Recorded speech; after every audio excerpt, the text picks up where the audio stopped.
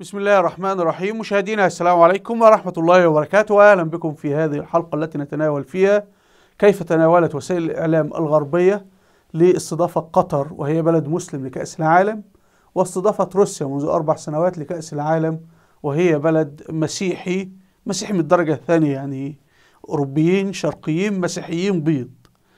طبعا قطر في النهاية مسلمين وعرب، يعني عرب مهمة بالمناسبة، يعني لأنه العرب هم من البلاد العربية خرج الإسلام وهم الذين حملوا راية الإسلام. فسوف نجد التحيز الشديد، فهنجد أن وسائل الإعلام الغربية والأمريكية والبريطانية تحدثت أنه قطر انتهكت حقوق العمال. صح أو خطأ، ممكن يكون صح أو خطأ، مش موضوعنا، لكنهم تجاهلوا تماما أن روسيا قتلت 2 مليون مسلم في سوريا. شراط مش انتهكت حقوق المسلمين، لا، ده قتلت وارتكبت مذابح. ثم قررت، ومن قبل هذه المذابح في الشيشان. وطبعا لن أتكلم عن ما يجري في أوكرانيا، لأنه الآن الإعلام الغربي يهتم بما يجري في أوكرانيا. طبعا يعني جانب أن الأوكرانيين بيض ومسيحيين، لكن الجانب الأهم أن بوتين يعني أعلن التمرد على السادة وأعلن العصيان. فسوف نجد أن هم رفضوا حتى هيئة الإذاعة البريطانية، التلفزيون البريطاني الرسمي ينقل افتتاحية كأس العالم من قطر بحجة أن هناك انتهاكات لحقوق العمال، لكن هو نفسه كان ينقلها من روسيا، رغم أن روسيا ارتكبت إبادة جماعية للمسلمين السنة في سوريا والمسلمين في الشيشان، وروسيا أصلا لها جرائم كثيرة حول العالم وفيها ديكتاتورية وتعذيب وانتهاك حقوق عمال إلى آخر ما هنالك. فتعالوا نرى هذه المسألة، وهذا مذكور في مذكرات شكيب أرسلان، تحدث عن هذا من 100 سنة فاتت في مذكراته، سنتركها في نهاية الفيديو. تعالوا نبدأ ونرى. نبدأ من هذه اللقطة للرئيس الروسي بوتين منذ 4 سنوات وهو يمسك بكأس العالم، وأمير قطر وهو يمسك بكأس العالم. ونبدأ من قناة الجزيرة مباشر، انتقادات لوسائل إعلام غربية بعد تجاهلها عرض افتتاح مونديال قطر، رفضت تبثه أصلا. يعني فيعني هم يقولون لك أنت غير موجود ولا نراك أصلا، يعني وإذا رأيناك فنحن نشتمك وأنت وحش وسيء.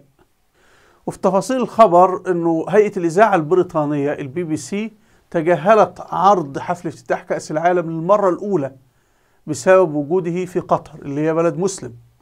وفي ناشطون اتهموا الإعلام الغربي بالنفاق والعنصرية ومعاداة الإسلام بسبب الحملة التي يشنونها على قطر لأنها تستضيف كأس العالم هذا العام.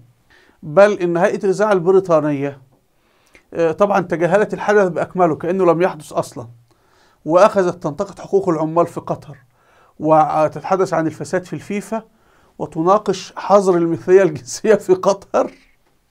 تمام. واستضافت محللين رياضيين ولاعبين سابقين لديهم مواقف ضد قطر.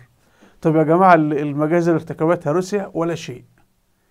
طب احنا يعني حتى افتتاح حفل كأس العالم حسب ما شاهدت بعض الأمور كده، بعض الفيديوهات، يعني حتى كان فيه مغنيات شبه عاريات.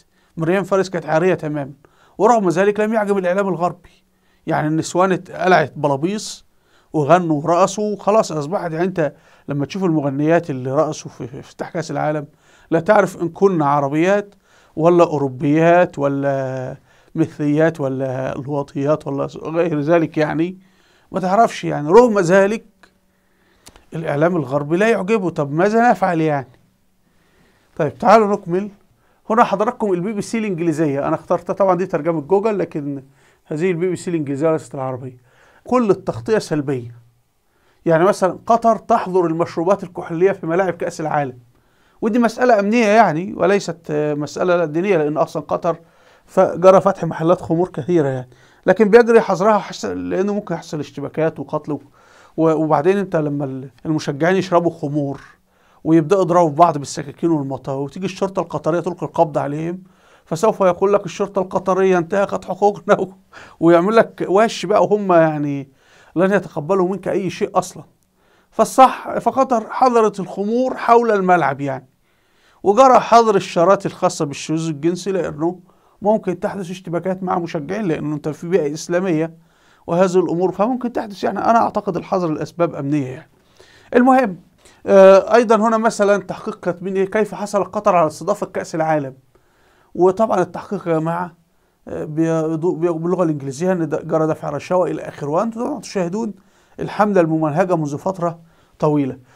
أنا طبعا لا شفت هي دفعت ولا ما دفعتش، ولكن يعني إذا بلد مسلم أرادت أن تستضيف كأس العالم يعني ما المطلوب أن تفعله؟ لو أخذته بالنزاهة أكيد هي دفعت رشاوى، لا هي عندها انتهاكات حقوق إنسان، لكن لم يثيروا مثل هذه الاتهامات بشأن روسيا أو غير روسيا. يعني هم الناس الدول الأوروبية والمسيحية دول ملاك، لا تدفع رشاوى ولا تثار هذه الأمور يعني. فهم يعني أي شيء يحصلون عليه بعرق جبينهم بطريق نزيه. لكن لما أنت حصلت عليه فأنت أكيد ارتكبت جريمة. طيب حضراتكم مثلا أيضا هنا تقرير آخر لماذا حصلت على قطر على كأس العالم، وخلي بالكم ده من 10 أيام، التقرير السابق من يومين يعني تكرار. ماذا تعني القوانين الدينية في قطر بالنسبة لكأس العالم رغم أن العالم البريطاني أصلا فيه صليب؟ هنا كيف أدى طفل، ده تحقيق تاني كانوا عاملينه عن الملابس عارية في قطر، إن في واحدة كانت تركت طفل في حمام في مطار الدوحة، فجرى عمل تحليل للنساء. طيب وأين ما يجري للمسلمات في سوريا، ما يجري للمسلمات في مصر، ما يجري للمسلمات في الهند؟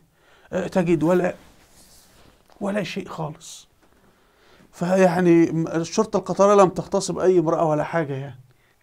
شوفوا انظروا، قطر التي تستضيف كأس العالم متهمة بعدم الإبلاغ عن الوفيات في حرارة الخليج القاتلة. الأسرة تسعى الحصول على الإجابة بشأن وفيات عمال كأس قطر. هو الراجل رئيس BBC ده يعني قطر يعني مش عاوز أقول إيه، جوزت أمه يعني. أصل هو لو مهتم بحقوق الإنسان مثلا مع روسيا وبعدين مع قطر ماشي، بجرائم فرنسا في أفريقيا وبعدين مع قطر نقول ماشي، مهتم بجرائم حقوق الإنسان مع بريطانيا ما احتلت العراق وارتكبت مجازر، واحتلت أفغانستان وارتكبت مجازر. فيعني فالمشكلة إن هو لا يتذكر حقوق الإنسان إلا معك أنت. لكن هو بيرتكب من الفظائع يعني لو سلمنا بصحة ما يقول إن في انتهاك حقوق العمال كلام من هذا القبيل، طب أنت أصلا أنت ارتكبت أضعاف أضعاف أضعاف يعني.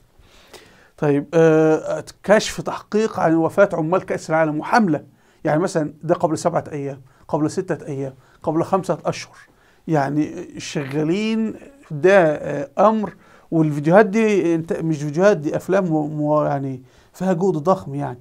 فمعناها إن في حملة المسؤولة عن BBC، أنا ما أعرفش هو مين يعني، لأن دي BBC الإنجليزية نفسها البريطانية وليست BBC العربية. طبعا BBC العربية فيها أمور كهذا يعني، لكن واضح ان هو الراجل مصمم يعني ايها الشعب الانجليزي خلي بالكم القطريين دول مسلمين ودول همج والى اخر ما هنالك يعني. انظر حضرتك ايضا قبل 7 أيام كشف تحقيق عن وفاة عمال كأس العالم. جدل جديد في مونديال قطر حول المثلية الجنسية. رئيس البطولة اللي هو القطري يقول لا ينبغي ان تعتذر قطر عن استضافة كأس العالم كلها، لا يوجد لا حيادية ولا يحزنون ولا بطيخ.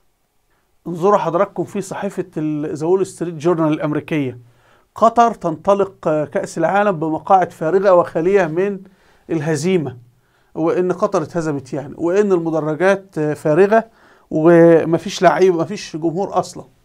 طيب الاندبندنت البريطانية أيضا شوف العنوان يبدو أن الآلاف من مشجعي قطر يتركون المباراة الافتتاحية لكأس العالم. يعني لم ينشروا حتى خبر عن الافتتاحية، انما نشروا خبر انه ان الناس تركت المدرج. ايضا في الاندبندنت بيقول لك كل شيء خاطئ في مونديال قطر، مش اي حاجة صح خالص كله غلط. فيعني انت ده مش ممكن، ده انت امام اعلام. هنا في صحيفة الجارديان البريطانية قالت ان BBC هيئة الإذاعة البريطانية التلفزيون البريطاني تجاهل افتتاح كأس العالم لصالح انتقادات قطر.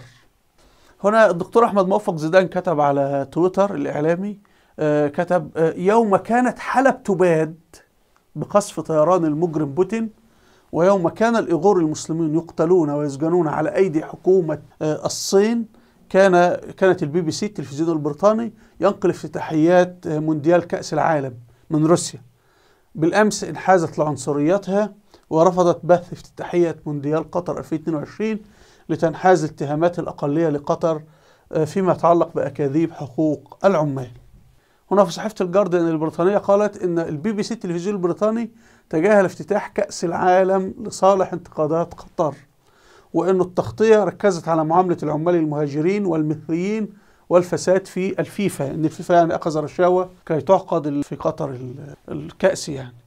وقالوا إنه هيئة الإذاعة البريطانية تجاهلت الحدث برمته لصالح التركيز على معاملة العمال المهاجرين وتسليط الضوء على الفساد في الفيفا ومناقشة الحظر المفروض على المثلية الجنسية في قطر. هنا الإعلامي واحد اسمه أيمن قال إيه؟ عرض إنه البي بي سي رفضت عرض أو بث افتتاحية كأس العالم من قطر، لكن هي نفسها كانت بتبص من الصين.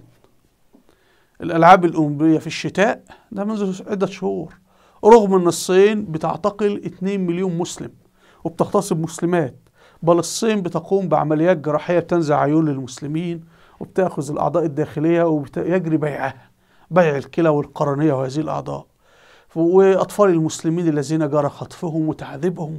يعني الصين ترتكب مجازر بحق المسلمين. لكن التلفزيون البريطاني نقل مباشرة هذه الألعاب الأولمبية. لكن بالنسبة لكأس العالم طالما في قطر وهي بلد مسلم ويضاف يعني في جريمة أنها مسلمة ثم عربية، فكده أصبحت الجريمة جريمتين، فلابد إذا ذكرناهم لابد نشتمهم فقط. هنا الصحفي البريطاني بيرس مورغان قال أن في عدم احترام لقطر بشكل فظيع، لأن البي بي سي هيئة التلفزيون البريطاني لم تبث حفل افتتاح كأس العالم، بدلا من ذلك وضعت المزيد من إشارات الفضيلة، يعني اتكلمت عن الأخلاق يعني، حول مدى فظاعة ذلك أن يكون فيه بس. إذا كانوا مرعوبين إلى هذا الحد فيجب عليهم إعادة جيشهم الضخم من الموظفين إلى الوطن وتجنبنا هذا النفاق السخيف. يعني هو بيقول أنه مونديال قطر أصلا فيه عدد ضخم من الموظفين الإنجليز يعملون في هذا المونديال ويتلقون رواتب، فإذا يا جماعة قطر سيئة وكأس العالم سيء والكلام ده كله فيسحبوا هؤلاء الموظفين، إنما أنتوا قاعدين الموظفين الإنجليز يحصلون على أموال من قطر ثم التلفزيون البريطاني يشتم في قطر. هنا صحفي اسمه روبرت كارتر يقول: لم تقاطع البي بي سي قط حدث افتتاح كأس العالم حتى الآن، ولكن عندما استضافته أول دولة عربية مسلمة جرى عرض مخزي من قبل التلفزيون الناطق بلسان الدولة البريطانية، وكان هو بيقول بقى ان ايه المفروض تدوهم مكافأة، يعني تضربوهم بالحذاء او شيء من هذا القبيل. يعني نختم بأنه للأسف مهما فعلت لن يرضوا عنك، فالعالم يتسع لكل الأديان إلا الإسلام، العالم يتسع لجميع البشر إلا للمسلمين، فتجد اللاجئين الغالبية الساحقة من اللاجئين مسلمين، لاجئين من الصومال، لاجئين من إثيوبيا، لاجئين من إريتريا، من فلسطين، من ليبيا، من مصر، من سوريا، من العراق، من أذربيجان الأرمن هناك طردوهم، من بورما، من الصين. يعني هل هذه صدفة؟ ليست صدفة، إنما هذه أحداث بدأت منذ مقتل عثمان بن عفان رضي الله عنه، الانقلاب الذي جرى بقيادة عبد الله بن سبأ. في الختام نستذكر هنا ما كتبه شكيب أرسلان عضو مجلس المبعوثان العثماني في عهد الدولة العثمانية، وكان يعني من القيادات السياسية في الدولة العثمانية خلال الحرب العالمية الأولى، وبعد الهزيمة كان هو في سويسرا وفي دول أوروبية، وكانت تدور في تلك الفترة كان فيه شتائم وتلاسن وهجوم إعلامي بريطاني روسي، كان فيه الثورة البلشفية الشيوعية اللي بتسب في بريطانيا الإمبريالية العميلة وأوروبا السارقة، آخر الكلام الكلكعة الشيوعية اللي انتوا عارفينه.